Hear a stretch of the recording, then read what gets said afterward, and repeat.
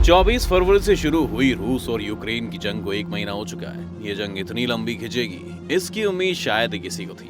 जंग की शुरुआत से ही सब लोगों के साथ राष्ट्रपति व्लादिमीर पुतिन भी यही मानकर चल रहे थे कि जंग कुछ ही दिन में खत्म हो जाएगी, जिसकी सबसे बड़ी वजह यही है कि सबको लग रहा था कि रूस की मिलिट्री और न्यूक्लियर पावर के डर के आगे यूक्रेन घुटने टेक ही देगा। हालांकि ये जंग अभी भी किसी नतीजे पर पहुंचती हुई नहीं दिख रही है। यूक्रेन की राजधानी कीव पर कब्जे को लेकर दोनों देशों की सेनाओं के बीच संघर्ष जारी है। वहीं यूक्रेन सेना को कमजोर करने के लिए रूस की सेना लगातार शहरों और रिहायशी इलाकों पर बमबारी कर रही है। लेकिन जिस जंग के कुछ ही दिनों में खत्म होने की उम्मीद थी, वो जंग आखिर इतनी लंबी कैसे खिंच गई, ये बात अपने आप में बहुत ही सरप्राइजिंग है। आखिर क्या कारण है कि ये जंग 1 महीने से ज्यादा वक्त तक चल रही है, आइए जानते हैं।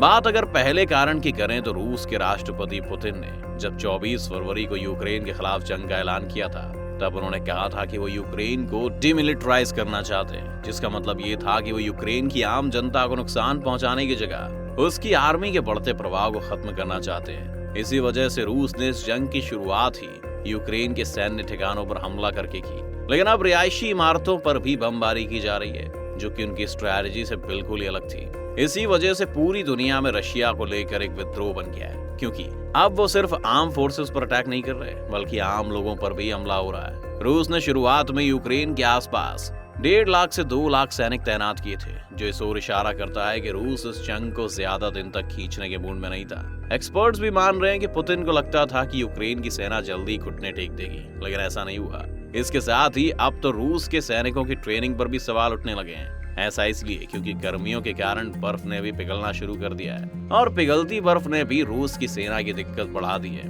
अगले कारण की अगर बात करें तो इस जंग में अमेरिका और नाटो यूक्रेन के साथ खड़े हुए हैं, जिस वजह से भी ये जंग लंबी खींच रही है। अफगानिस्तान से अमेरिका की वापसी और यूरोपीय देशों पर रूस की निर्भरता ने पुतिन को ये समझने में गलती कर दी कि इस जंग में ये भी इसके आड़े आएंगे। ऐसा माना जा रहा है कि पुतिन ने ये समझने में गलती कर दी कि यूक्रेन के खिलाफ अगर रूस जंग छेड़ता है तो अमेरिका और नाटो की अलग अलग राय होगी। ऐसा इसलिए भी क्योंकि कई सालों से अमेरिका और नाटो के रिश्ते बहुत अच्छे नहीं थे। इसलिए अमेरिकी राष्ट्रपति जो बाइडेन की रूस के खिलाफ कार्रवाई ने अमेरिका और नाटो के रिश्ते और भी मजबूत कर दिए हैं। ये तो तय है कि यूक्रेन को अमेरिका और नाटो का ओपन सपोर्ट अभी नहीं मिला है, लेकिन रशिया फिर भी इस समय नाटो और अमेरिका से खतरा नहीं ले सकता है। वैसे इसके तीसरे कारण के बारे में बहुत ज्यादा बातचीत हो चुकी है और हो रही है, जो कि दुनिया भर के देशों की ओर से रशिया पर लगाए जाने वाला बैन है। यूक्रेन पर हमला करके रूस के खिलाफ जिस तरह से दुनिया एकजुट हो गई है, उसकी उम्मीद किसी को नहीं थी, क्योंकि अब से पहले भी फिलिस्तीन और इजराइल की लड़ाई से लेकर अफगानिस्तान की लड़ाई में भी पूरी दुनिया एक साथ नजर नहीं आ रही थी। यही कारण बना कि रूसी बैंकों को अंतरराष्ट्रीय पेमेंट सिस्टम स्विफ्ट से बाहर निकलना एक बड़ा झटका साबित हुआ। इसके अलावा रूस के विदेशी भंडार को फ्रीज करना और रूसी अरबपतियों पर पश्चिमी देशों की कार्रवाई से रूस की अर्थव्यवस्था को बहुत बड़ा झटका लगा है। इसके साथ ही बीपी, एक्सॉन और शेल जैसी 400 से ज्यादा एनर्जी प्रोडक्शन वाली कंपनियों ने रूस में अपना काम या तो बंद कर दिया है या सीमित कर दिया है। वहीं जर्मनी जैसे देश जो रूस की गैस पर बहुत ज्यादा निर्भर है, वो भी अब रूस के खिलाफ बातें कर रहे हैं। इस तरह ये तो साफ हो गया है कि अगर रूस और इस जंग में खुद को धकेलेगा तो कहीं ना कहीं चोट उसी को लगेगी। इसके अलावा चौथा कारण बहुत खास नहीं है, लेकिन शायद सबसे ज्यादा लोगों का ध्यान इसी बात पर है। दरअसल शुरू में माना जा रहा था कि रूस की सेना के सामने यूक्रेन की सेना ज्यादा देर नहीं टिकेगी और यूक्रेनी राष्ट्रपति व्लादिमीर ज़ेलेंस्की रूस की सारी शर्तें मानने को तैयार हो जाएंगे, लेकिन ऐसा नहीं हुआ। ज़ेलेंस्की ने करीब महीने भर से ज्यादा हो जाने के बाद भी सरेंडर करने से मना कर दिया है। जब से जंग शुरू हुई है तब से पुतिन की ओर से ज्यादा कुछ नहीं कहा गया, लेकिन ज़ेलेंस्की लगातार ट्वीट कर रहे हैं और वीडियो जारी कर रहे हैं, क्योंकि सबको लग रहा था कि जैसे अफगानिस्तान पर तालिबान ने हमला किया तो सबसे पहले वहां के राष्ट्रपति घनी देश छोड़कर भाग गए थे, वैसे ही ज़ेलेंस्की भी भाग जाएंगे।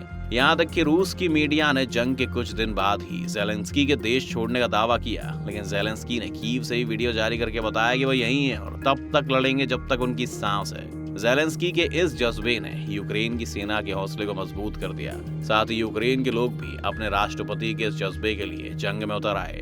इसका पांचवा कारण यूक्रेन की सेना की स्ट्रेटेजी है। रूस के खिलाफ जंग में यूक्रेन की सेना ने जो रणनीति अपनाई है वो अभी तक सही साबित हुई है। यूक्रेन की सेना लगातार रूस की सेना और उनके हथियारों को टारगेट कर रही है। इस जंग में यूक्रेन की सेना के लिए जो सबसे बड़ी बात साबित हुई है वो ये है कि 2014 से ही यूक्रेनी सेना डोनबास में रूसी समर्थित अलगाववादियों से लड़ रही है, जिस वजह से उसे रूस की रणनीति के बारे में एक हद तक पहले से ही अंदाजा था। इसके साथ ही यूक्रेन की सेना रूसी हमले से निपटने की भी सालों से तैयारी कर रही थी।